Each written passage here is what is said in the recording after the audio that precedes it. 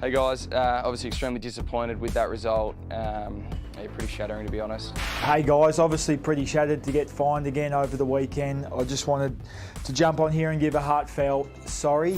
I did see the Giants one. Not going to give it any air. Pretty lowbrow. I wouldn't have done it.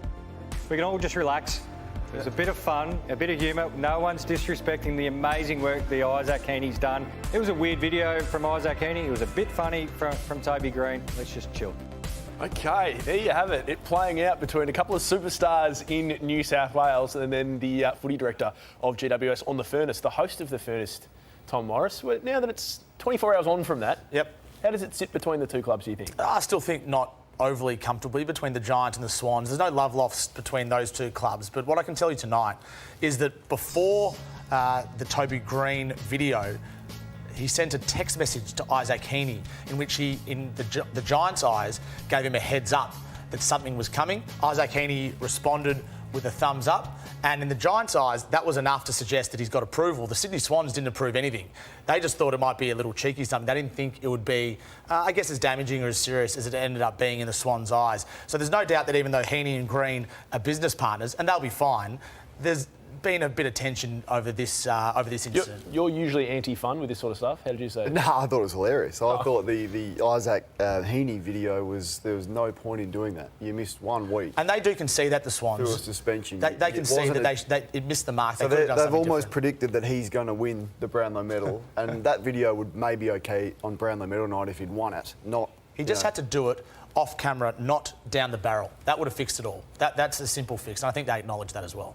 Where will Dean Cox be next year, do you think, Tom? It's a good question. The Swans are very confident that they can hold on to him. I mean, what I can tell you tonight as well is there are coaches that will be signed before next year. Adam Kingsley, Justin Longmire, Sam Mitchell, we all expect to extend before the start of the 2025 season. Longmire is out of contract as well at the end of next year, and the Swans won't begin those discussions until next year begins, at least, into next season, which is unusual in the modern landscape. But Dean Cox is comfortable being at Sydney. The Swans are comfortable with Dean Cox being there, and there's a sort of broad acknowledgement that he's not going to pursue any gig at the West Coast Eagles. Things can change. There's nothing official. There's a broad acknowledgement that he won't pursue anything at the West Coast. They believe he's staying. They believe he's not going anywhere. So is it a succession plan? No, it's not a succession plan because there's no timeline on it. So they think that Cox, unofficially, is their next man, and Cox knows this. And it's just when that happens. He's prepared to sit back and wait for maybe 3 or 4 years. At this stage, I think Longmire coaches for as long as he realistically wants to coach for. But the Swans want Cox to be their next coach, and unofficially, that's their position, and that's how Cox sees it as well. My view is that Cox will coach Sydney in a couple of years. So what are you doing? Giving You've been strong on this. Yes.